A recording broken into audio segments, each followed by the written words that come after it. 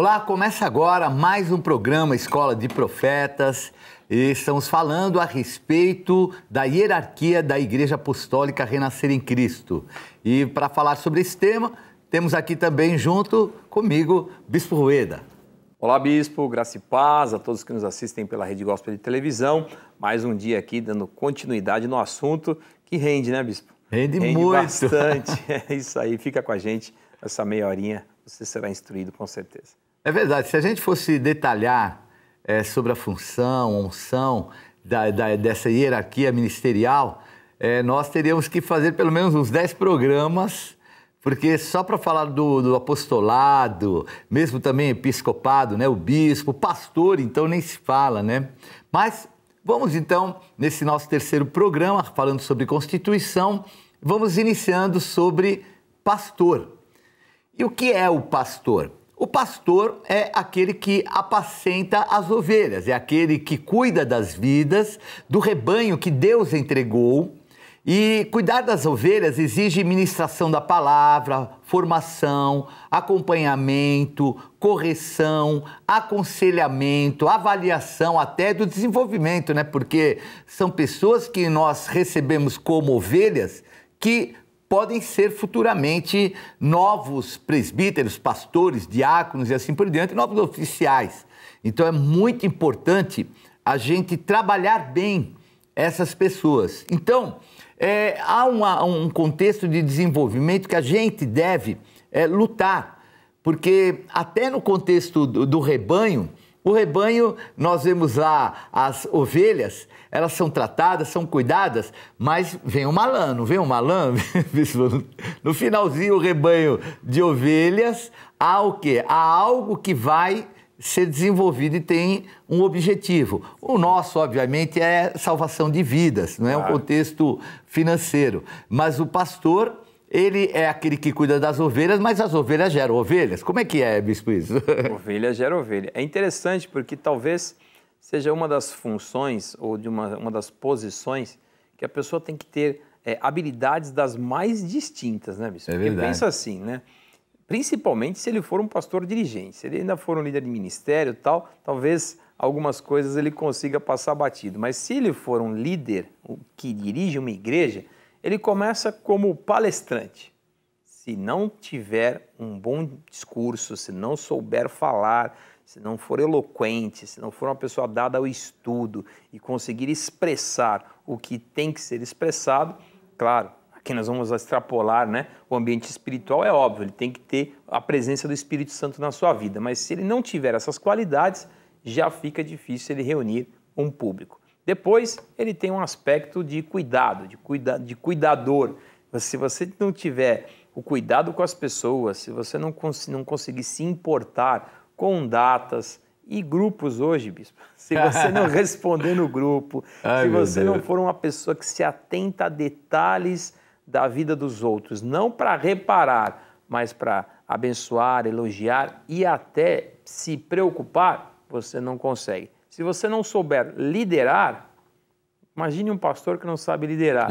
Precisa liderar ministérios, liderar pessoas, organizar escalas, abrir, fechar, chamar gente, mobilizar povo. Como é que vai ser? Se você não tiver uma boa condição psicológica e está ali como um psicólogo, então são muitas funções de uma pessoa só. É verdade. E quando nós temos essa visão, né, que é a visão da Igreja Apostólica Renascer em Cristo, e nós observamos esse lado, né, de formação, de acompanhamento, daqueles que vão exercer uma liderança abaixo de nós, caso presbítero, diácono, o peso, entre aspas, dessa área administrativa, ele é de uma certa forma tirado. E a gente pode se dedicar mais ainda aos próprios membros. Então a gente percebe, né, nós vamos ver depois quando for falar dos diáconos, que para que os apóstolos pudessem dedicar-se mais à palavra de Deus, à ministração, à pregação, que eles foram criados para tomar conta da parte social. Então, os diáconos, né? Então a gente percebe o quanto é importante ser um bom administrador também, né? Porque o que vai acontecer sendo um bom administrador é que você vai ter mais tempo ainda para poder cuidar das ovelhas, né? Sem dúvida. Esse trabalho foi transferido, isso começou no próprio livro de Atos, né? o trabalho do dia a dia ali, que havia questões sociais na igreja quando criada, foi transferido aos diáconos, né? Se elegeu ali pessoas capazes, idôneas e todo o contexto que a palavra ali traz para que esses exercessem essa função. Nós vamos falar de diácono daqui a pouquinho. Mas o pastor, ele tem que ter essa habilidade. A habilidade de um administrador, né, bispo? Porque não é essa a função de um administrador, é saber colher das pessoas resultados, é transferir e colher resultados do trabalho de outrem. Então, o pastor tem que ter uma interface de administrador muito forte. Tá? Seja, tudo bem que não tem um objetivo financeiro, mas tem sim o objetivo de resultados. Eu preciso alcançar um resultado, eu preciso ter aqui a igreja bem administrada, as contas pagas, as pessoas atendidas, cada um dentro daquilo que é a sua necessidade, que hoje são muito variadas. Então, o pastor tem que ter uma boa condição de administração. E isso, né, a gente tem que fazer essa dosagem. Nós, bispos, né, fazemos essa dosagem com os pastores, né, porque às vezes existem pastores que se envolvem tanto no administrativo e deixam meio de lado a parte espiritual. E também outros que se envolvem só com a parte espiritual e o acompanhamento, entre aspas, das ovelhas, e deixa o lado administrativo, que é um erro também, né? O equilíbrio é alguma coisa importante e somos nós, bispos, que temos que traçar esse equilíbrio, né? Tem que dosar, né, o trabalho, falar, olha, você ataque mais aqui, isso está faltando no seu dia a dia, legal, sua vida ministerial está em ordem, mas aqui existem situações administrativas que estão desandando, precárias, ou não estão a contento, então o bispo vai dar essa dose aí, né, ou regular, né, afinar o violão para que ele toque a nota certa. Bom, e a gente vê logo no início da igreja, né, bem a hora que o Senhor Jesus ele ressuscita, ele visita Pedro e ele dá uma ordem, né, e Pedro sempre é e será, vamos dizer, um referencial da igreja. E ele ordena a Pedro para que ele pastoreie o rebanho de Jesus, né? Vamos ver João no capítulo 21, versículo 15, que diz assim: depois de terem comido, perguntou Jesus a Simão Pedro: Simão, filho de João, amas-me mais do que estes outros? E ele respondeu: sim, Senhor, tu sabes que te amo. E ele lhe disse: apacenta os meus cordeiros. Tornou a perguntar-lhe pela segunda vez: Simão, filho de João, tu me amas? E ele lhe respondeu: sim, Senhor, tu sabes que te amo. Disse-lhe Jesus: pastoreia as minhas ovelhas.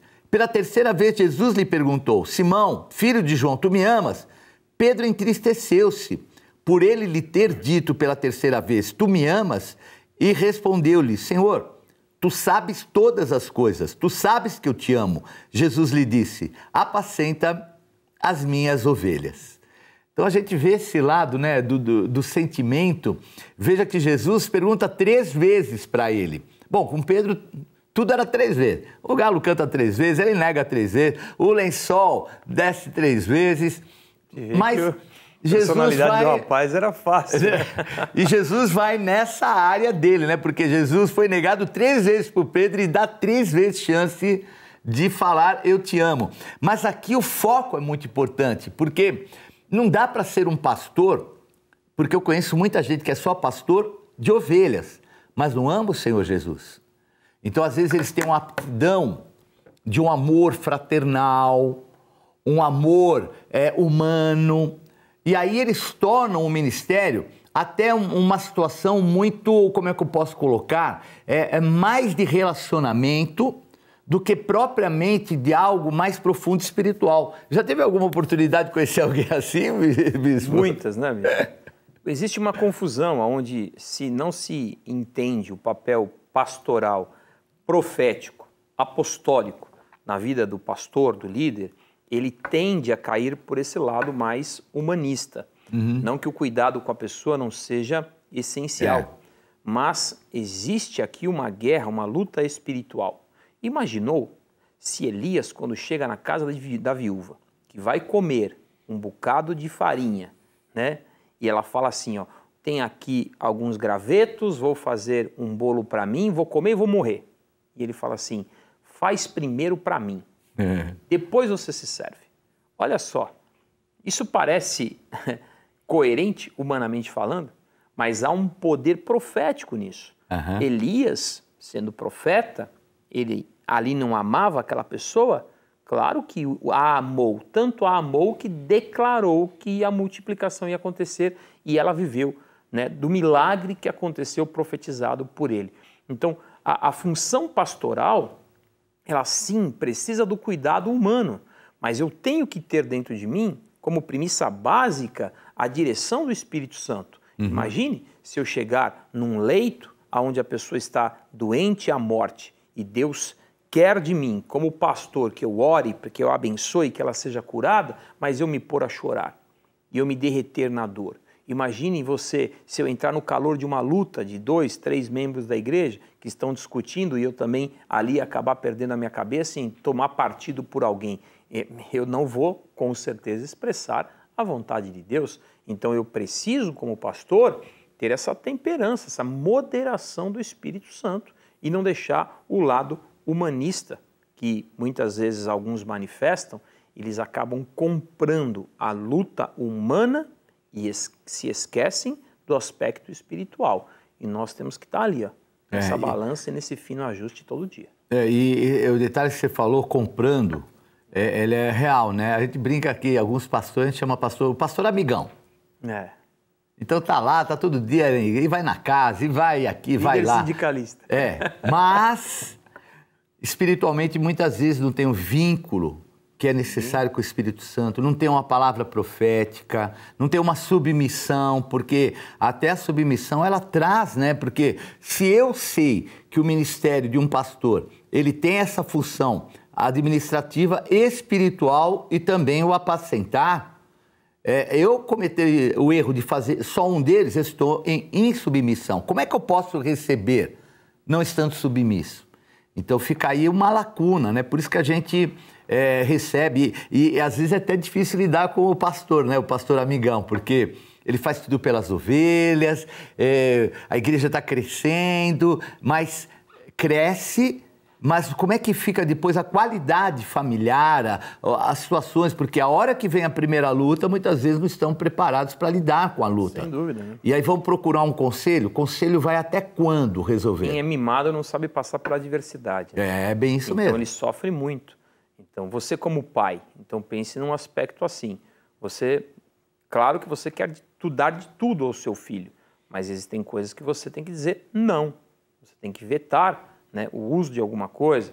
Então o pastor está ali com as ovelhas, se a gente transbordar isso, né, ou pensar no ambiente de Cristo, né, a hora de guardar a ovelha, porque o lobo está solto, é hora de guardar a ovelha, não vai sair, acabou. Ainda que ela insista, porque ele sabe o que é melhor. Então o pastor, ele tem que ter esse aspecto, né, de dar uma direção e saber buscar em Deus, é claro, exatamente o que é o melhor para a vida da pessoa, dando a ela, é claro, a liberdade de escolha, porque é isso que Deus faz conosco. Mas, sim, tendo uma direção profética. E o senhor falou de algo muito interessante nesse sentido, né? Porque eu preciso ter essa balança, né, bispo? Se eu não tiver essa moderação, eu vou acabar sendo o pastor amigão, e a hora que vem a luta, como é que faz? Nós vamos chorar juntos, né? Se eu não tiver uma voz apostólica para dizer, diga ao povo que marche, né? Nós vamos passar essa guerra, né? A peleja não é, a luta não é para a morte, a enfermidade não é para a morte, é para a manifestação da glória de Deus. Então, assim, o pastor, ele sim precisa se aproximar da ovelha, mas ele nunca pode perder a perspectiva que ele está ali para fazer valer a palavra de Deus na vida da ovelha que lhe foi entregue, e não para ser tão somente amigo dela.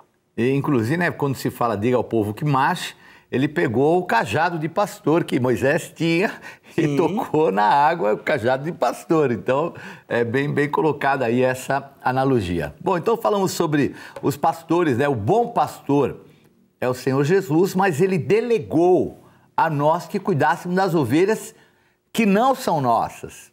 Então eu já vi também muitos pastores falar, a minha ovelha, a sua não, desculpe.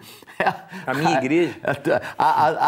A tua igreja faz parte da estrutura de uma igreja maior, então, né, um aprisco maior.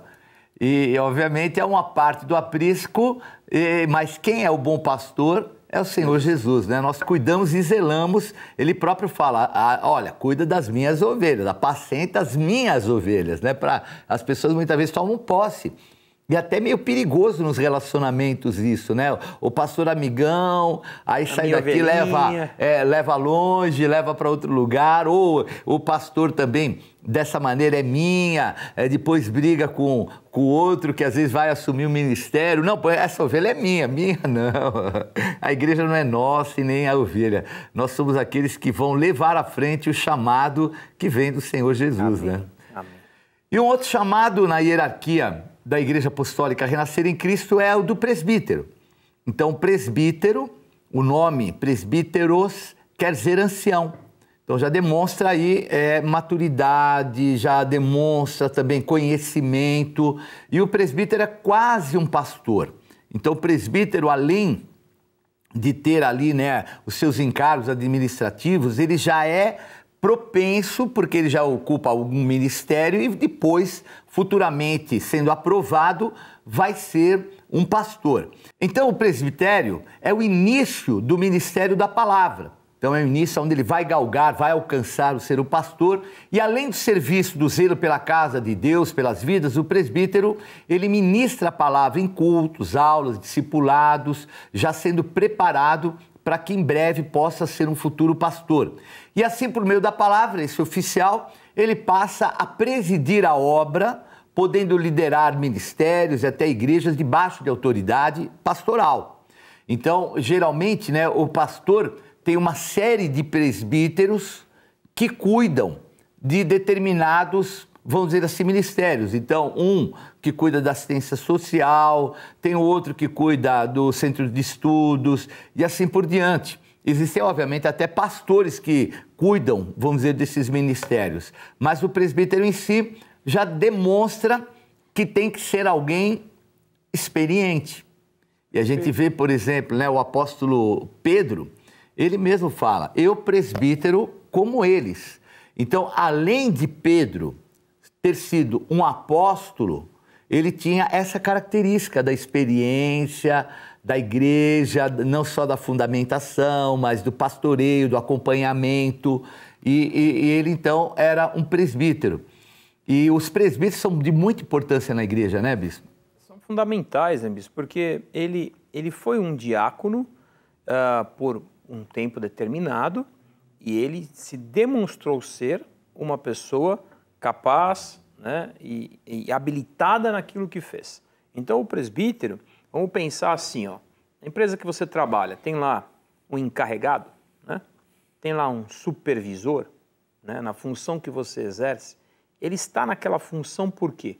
Porque ele sabe fazer o teu trabalho corretamente, com toda a habilidade necessária, e ele vai além, ele pode te formar, ele pode ajudar você a vencer os seus desafios táticos ali operacionais, porque ele tem capacidade e habilidade para isso.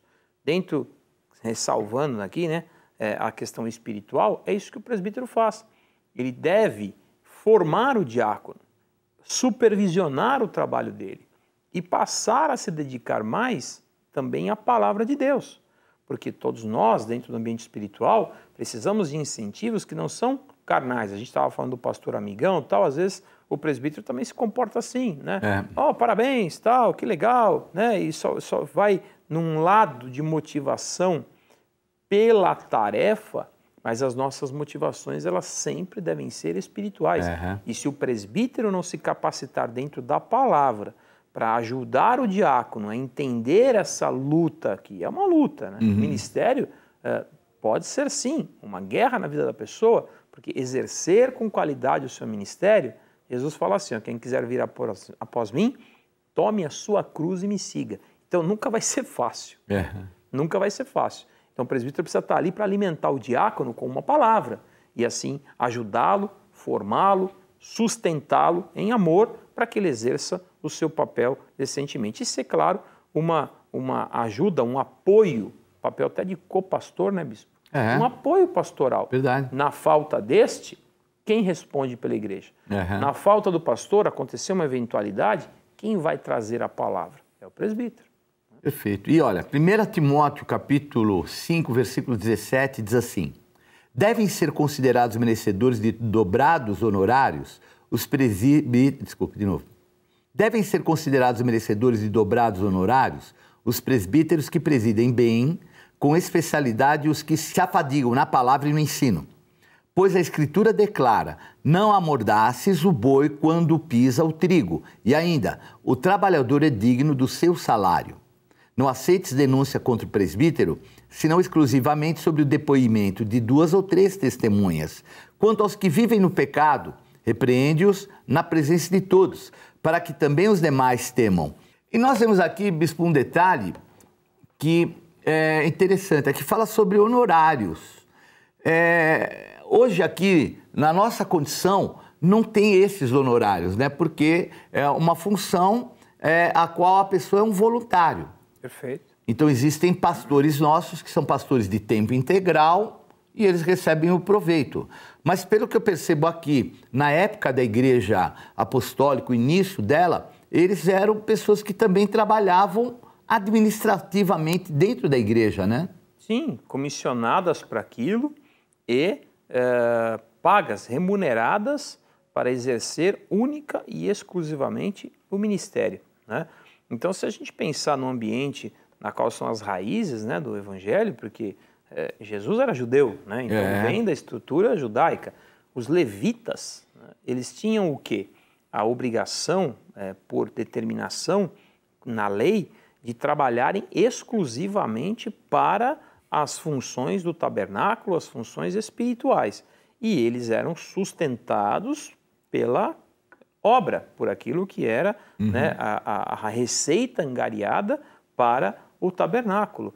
Isso é claro que foi carregado na vida cristã e você vê aí os presbíteros que eram pessoas, os novos levitas, digamos assim, que eles trabalhavam única e exclusivamente para o crescimento da obra. E o próprio texto nos remete a que digno é o trabalhador o seu salário, né? Não ate a boca do boi enquanto esse trabalha, enquanto esse pisa ali. Então, assim, o que há de ser de uma pessoa que se dedica a algo que ele ama e ele não for remunerado por aquilo, ele vai se desmotivar. Porque a motivação dele não é o dinheiro, mas é necessário o recurso para sobreviver. Né? Isso é um fato, até que no Antigo Testamento, você citou os levitas, né? O sacerdócio levítico, ele recebia o dízimo, né?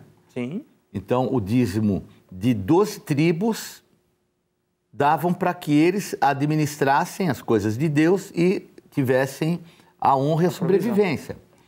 E a gente percebe que o valor disso é tão importante, eles não trabalhavam nada. Só as tribos que tinham terra para plantar, eles não podiam se envolver. E um dado muito sério na época de Neemias é que os descendentes de Levi estavam trabalhando na terra. Então, aqueles que eram para cuidar das coisas espirituais estavam tendo que se esforçar trabalhando na terra, quer dizer, perdendo aquilo que era a sua condição espiritual para levar por causa de um ganho. E que eles deveriam o quê? Receber pelo trabalho. Obviamente a situação lá era um caos, porque Jerusalém foi destruída totalmente, mas vejam que não só nessa época, houve uma outra época também do rei Ezequias, que ele restituiu também para que eles pudessem se dedicar. E o apóstolo Paulo ainda fala, merecedores de dobrados honorários, os presbíteros que presidem bem, quer dizer, cumprem a sua distância administrativa, mas fala assim, com especialidade aos que se afadigam na palavra e no ensino, que são os valores espirituais. Então vejam que Paulo mostra essa dimensão, porque à medida que uma pessoa fica muito voltada só para o seu trabalho, vai se esquecer do principal, que é o chamado. E o nosso chamado tem que ser realmente acima da nossa vida. E a Igreja Apostólica Renascendo em Cristo, ela sabe lidar com essas duas coisas. Porque o pastor, o bispo de tempo integral, ocupa uma função administrativa e uma função eclesiástica. E recebe. Sim. Recebe para isso. Tem suas contas, tem sua vida, tem sua família, como qualquer outro trabalho. E a Igreja Apostólica, ela é, assim, especialista em restaurar essa condição sacerdotal da vida das pessoas. E não é de agora, né? Não é de agora. Quebrar a religiosidade e fazer com que a pessoa ache prazer naquilo que é o exercício do seu chamado, isso é uma capacidade divina que foi posta sobre a igreja. Não começou agora, começou com Barnabé. Barnabé já... natural de Chipre, levita. E Barnabé, que foi chamado filho de exortação, né, bispo?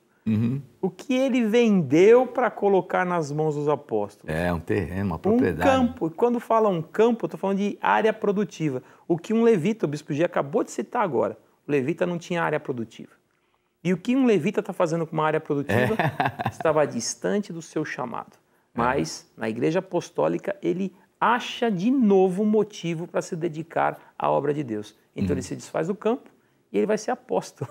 Olha aí a quebra de religiosidade e a provisão divina manifesta aqui para quem queria realmente presidir a obra de Deus. E você vê, né, esse desapego dele de um campo fez com que ele estendesse as estacas, não só de reconhecimento, ele vai viajar o mundo. Sim.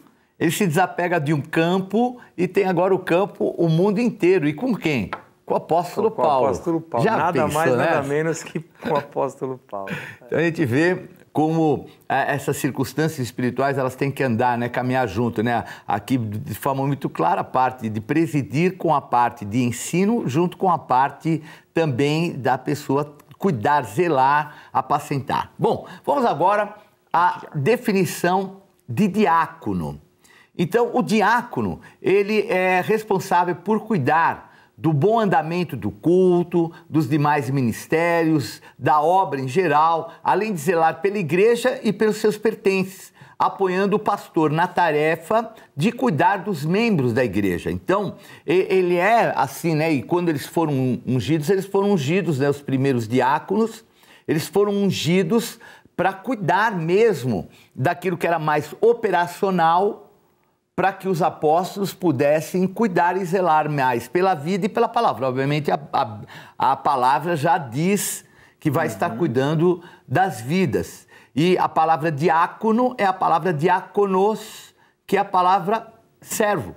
Então, não é, né, eu quero ser diácono, vou usar meu crachá. É crachá de servo, né, bicho? Crachá de servo.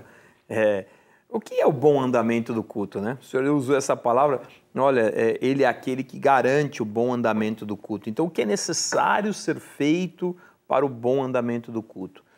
Às vezes a pessoa se envolve, e é natural, é início de caminhada de fé, o diácono normalmente é uma pessoa que é convertida já há algum tempo, já teve experiências com Deus, mas ainda não é uma pessoa taribada, uma pessoa que tem ali uma larga experiência.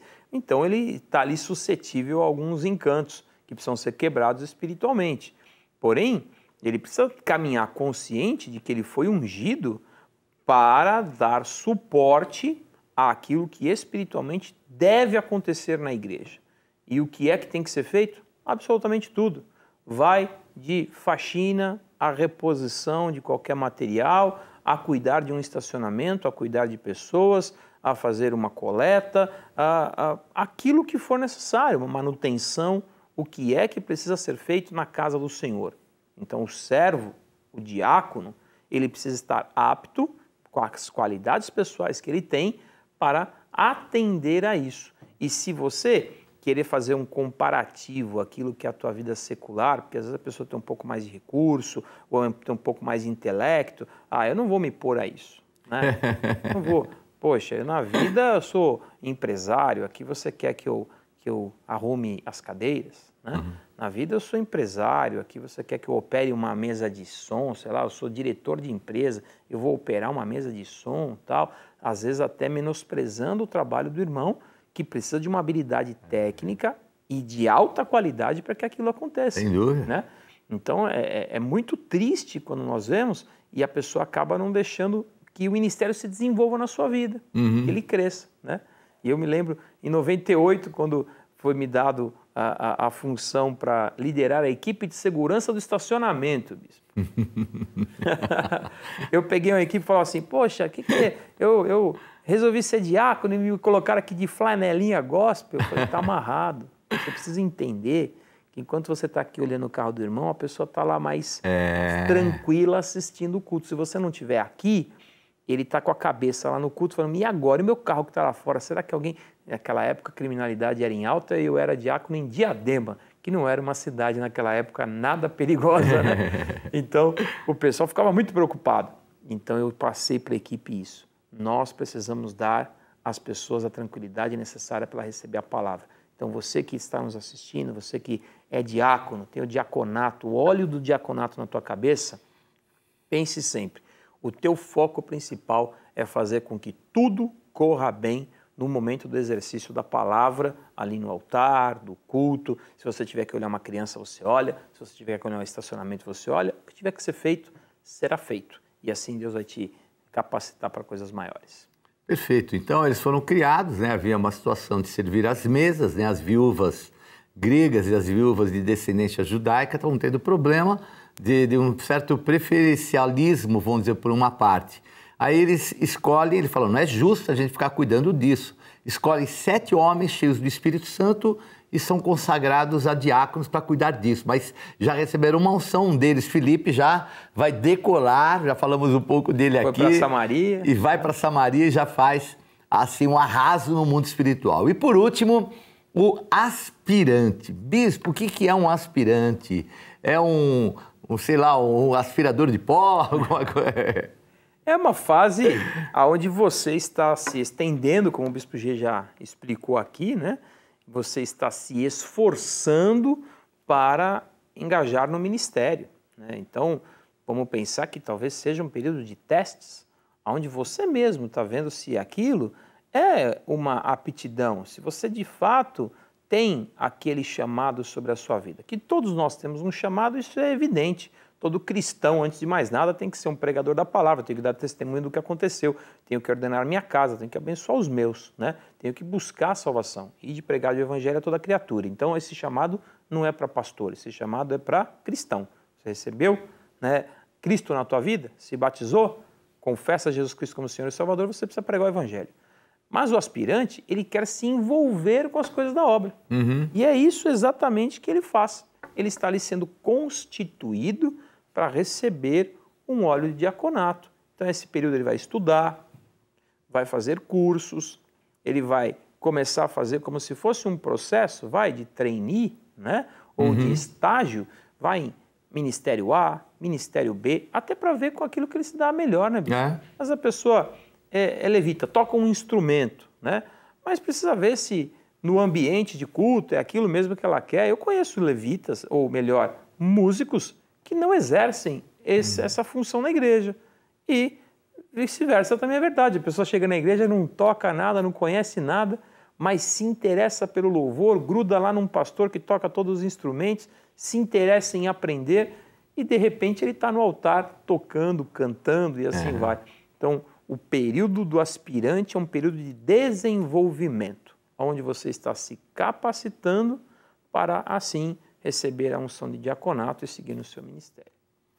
Perfeito. Então você soube aí, na hierarquia da Igreja Apostólica Renascer em Cristo, as funções, como é que elas são empregadas, e fica aí o convite para você estar em uma das igrejas Renascer em Cristo. Eu, Bispo G, te espero na Renascer Jardins, na Avenida Brigadeiro Faria Lima, 1912, e você é nosso convidado durante a semana, todos os cultos às 8 horas, às 6h30, às 8 horas da noite, e também nós temos no domingo, às 8, 10, 16 e 18 horas.